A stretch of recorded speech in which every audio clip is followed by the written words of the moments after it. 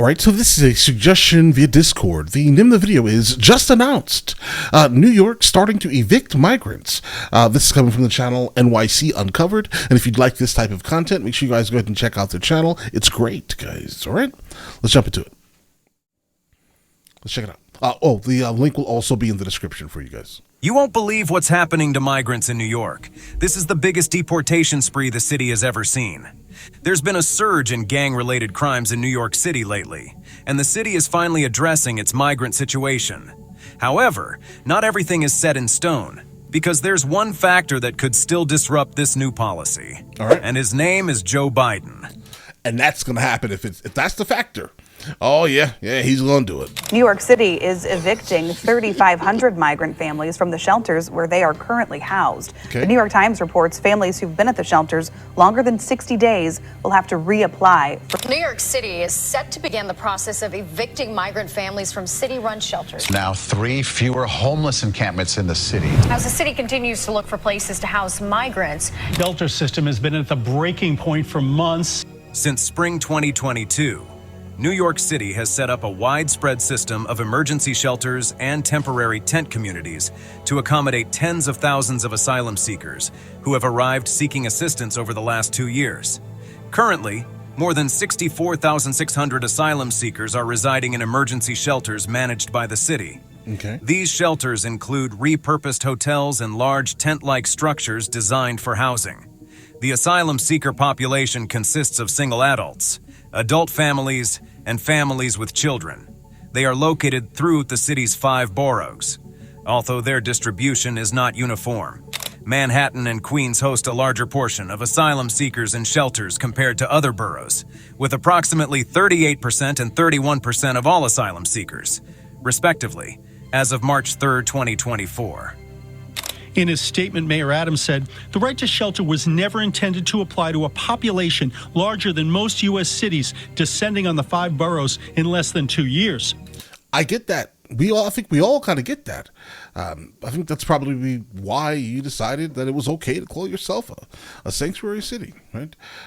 Because in no way could this ever happen to us. Look how far we are away from the border. It happened to you. Now what? So obviously you need to change every single law regarding this very specific topic, and then maybe, just maybe, things can get better. Okay, so you're going to start evicting migrants from the tents. All right, fair. Where are they going to go? Because if they go onto the streets, then we're going to have a bigger problem, an even bigger problem. Or you're going to send them back to their countries while they wait to see if they are going to be approved for citizenship or not. That's also an option, guys. In the wake of New York City's decision to evict migrants from their temporary shelters, a new crisis has emerged. A recent discovery of 2 illegal shelters, housing over 100 asylum seekers, has revealed the dark side of the city's response to the migrant crisis.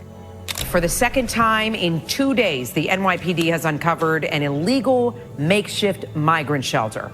Inspectors from the Department of Buildings responded to a call on a Wednesday afternoon regarding an alleged illegal conversion at a 2-story commercial building in the Fordham neighborhood on East Kingsbridge Road. Upon arrival, they discovered that one of the stores within the building had been turned into unauthorized sleeping quarters.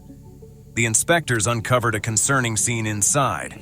On the first floor alone, there were 34 beds, and in the basement, they found another 10 beds tightly packed together.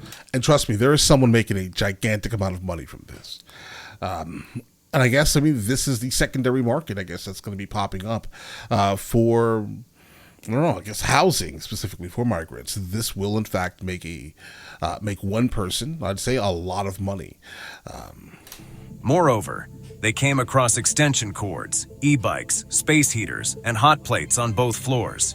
Oh, fire Due hazards. to the hazardous conditions found inside, including severe overcrowding, lack of natural light, and ventilation issues, the DOB issued a vacate order for the building, citing life-threatening circumstances. Natalie, talk to some of the neighbors out here. They'll tell you this was no secret. Migrants often spotted coming and going every single day. Officials from the city's Office of Emergency Management responded to the situation, coordinating efforts to address immediate needs and possibly referring the affected individuals to asylum seeker services if required. Later that evening, Some of the migrant men who had been residing there were spotted gathering their belongings and loading them onto a bus. One of the residents mentioned that they used a nearby gym for showering, highlighting the challenges they faced in basic living conditions. Local residents were aware of the illegal shelter, with one neighbor revealing that the occupants paid monthly fees ranging from $300 to $600. According to them, conditions in the basement were particularly dire, lacking basic amenities like toilets and bathing facilities. Right. How much was he charging them? I think they said $300, some say $600. The landlord received 2 violations, one for failing to maintain the building, and another for Let's do the math. using it in a manner While splitting the difference, let's say. inconsistent with city records. Interestingly, this landlord had previously operated a similar illegal shelter in Queens. Inspectors found that the Guys, this is almost $20,000. All right, monthly. commercial space and cellar had been converted into sleeping quarters, with 14 bunk beds and 13 beds crammed into these areas. Wowzers. Plumbing work had been done without permits, and there was a lack of proper exits, ventilation, and natural light for the occupants. It was yesterday's raid in Queens. It now brings the total number of migrants to more than 100, all Oh, he had 2 locations? Okay, so almost $40,000 a month, most likely. And we're talking about rent for these structures, most likely being $6,000 or $7,000, knowing New York. So he's still making a pretty healthy. Oh no, yeah, this is the secondary market that's going to pop up, bro. And trust me, if they found these 2, there are many, many more that are popping up. housed in 2 separate commercial businesses owned, investigators say, by the same man. Abu Sar, a migrant himself who owns a furniture store, expressed empathy for the residents, most of whom hailed from his native Senegal. He recounted how he reluctantly began offering them shelter after the city restricted the duration that single migrants could stay in official shelters. This is the situation. This is what we're trying to avoid, for them to be out there in this cold weather. The discovery of the illegal shelter came to light after a neighbor raised concerns about e-bikes parked near her property. This They made it obvious. prompted FDNY inspectors to look into the matter, revealing a situation that had been operating for months, unbeknownst to many in the neighborhood.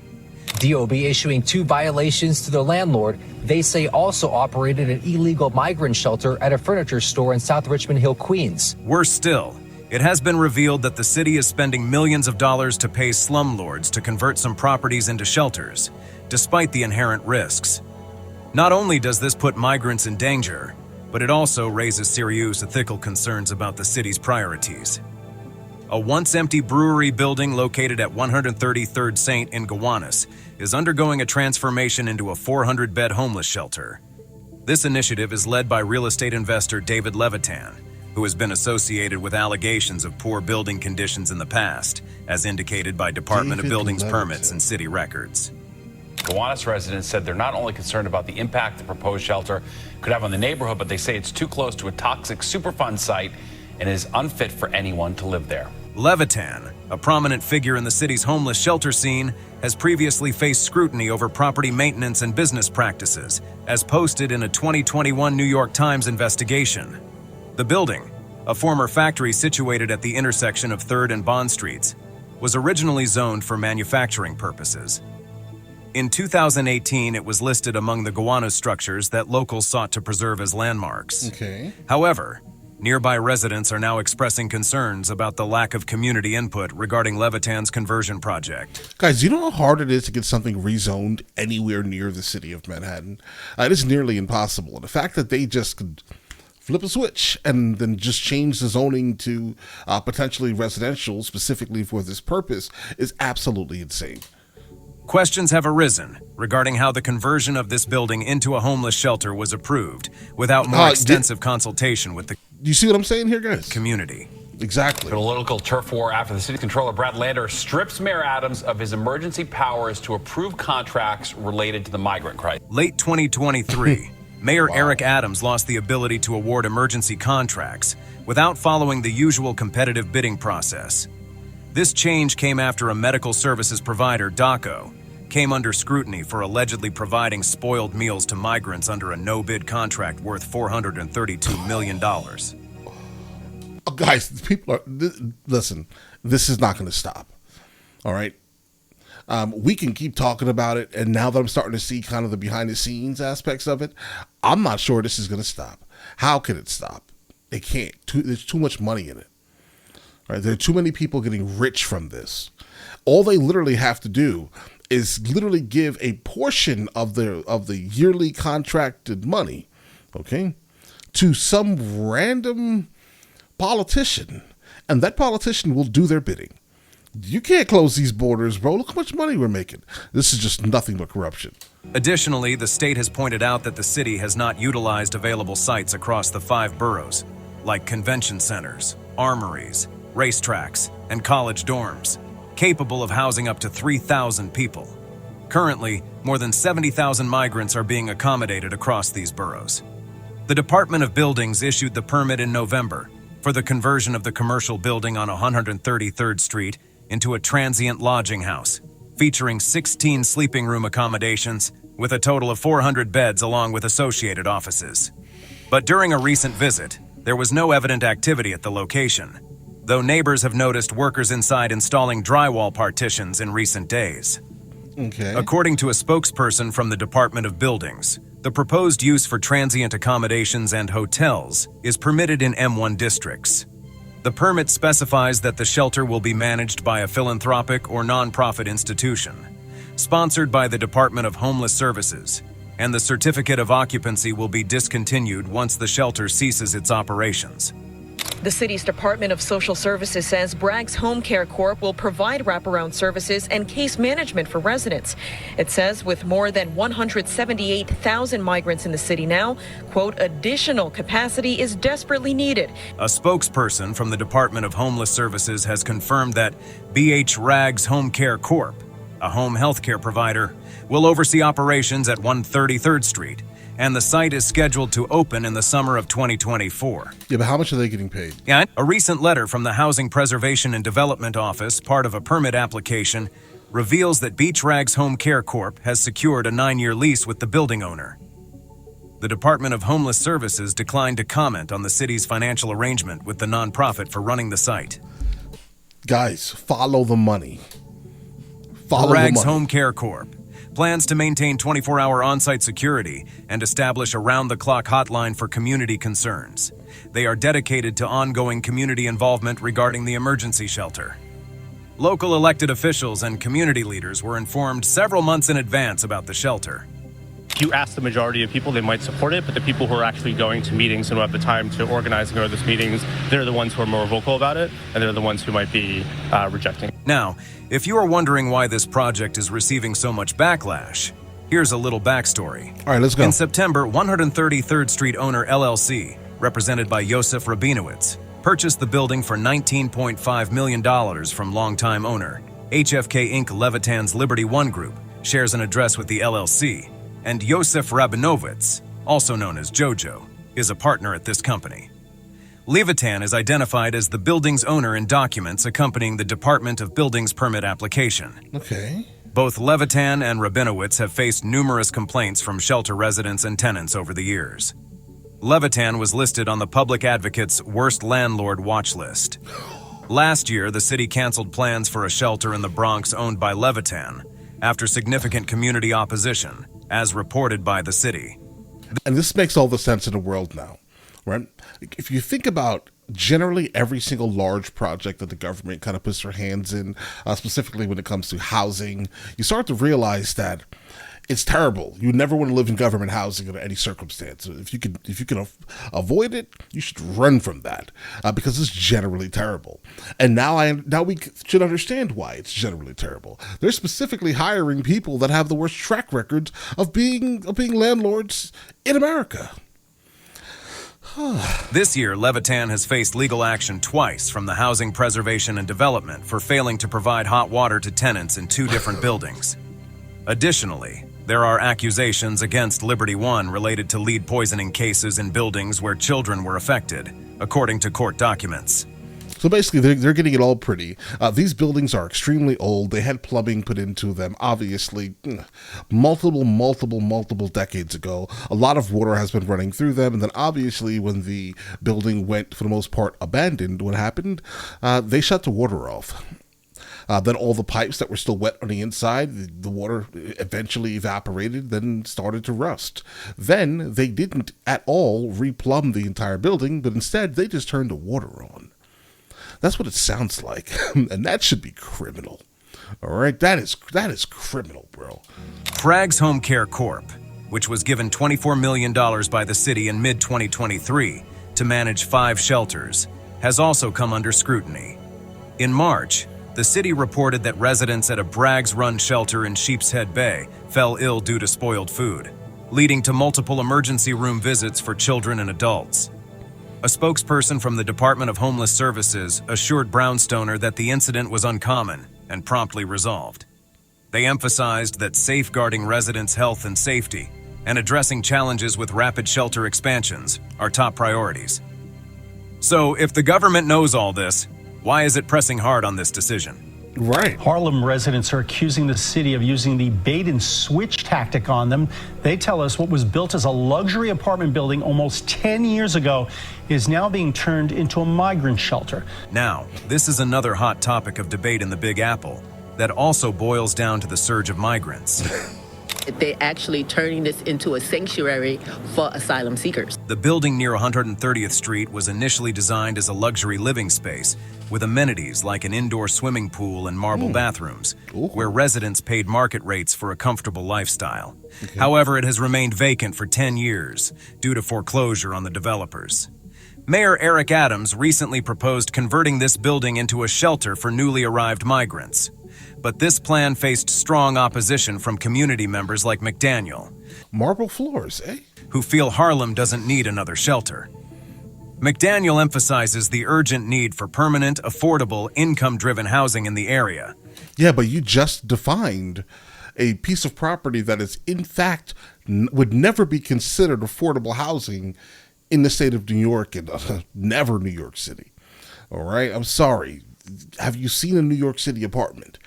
All of what he just mentioned, there's nothing about that says that's less than $7,000 for a one-bedroom.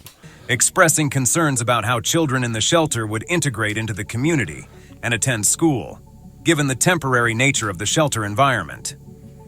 No, I don't agree with it turning into a sanctuary for asylum seekers, knowing we have people right here that need this space. Following community backlash, the city reconsidered and decided to repurpose the facility to provide shelter for families in need from New York City. Oh, well, that's a great idea. I know what's going on here. We're not moving folks into a brand new building when you have long-term needs into a community. That's not going to happen. Despite this adjustment, some community members remained discontented with the idea of turning the building into a shelter.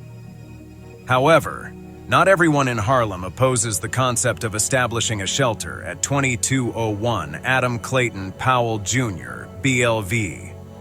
Benjamin Omwudiwe, a local pharmacist who has owned a nearby pharmacy for nearly 12 years, believes that homeless individuals in Harlem could benefit from another shelter option.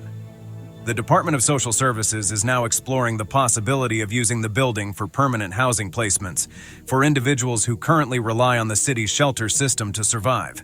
The agency reports an increase of 17% in placing shelter residents into permanent housing, reflecting ongoing efforts to address housing instability in New York City.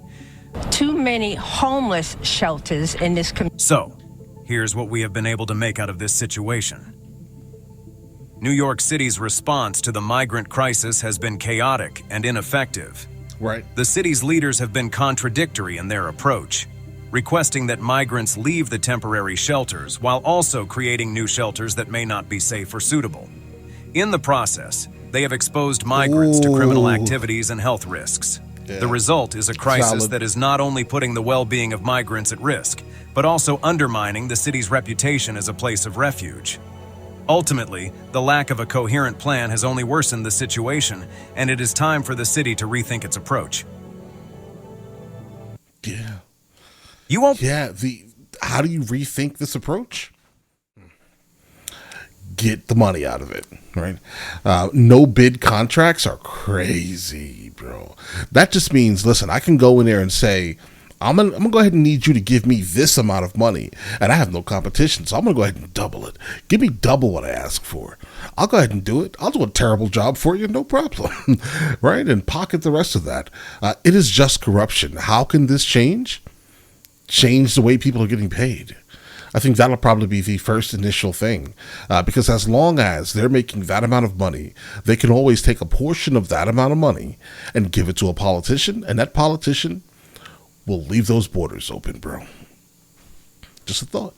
But all right, listen, you guys all have an absolutely amazing day, and if you guys do want to see more of this type of content, the link will be in the description, all right? I'll catch you guys later. Guys, before we go, are you guys subscribed to the other channels? Logical Movie Reviews with Mr. L. Boyd along with Mr. L. Boyd Music. Both are found in the description. Check it out.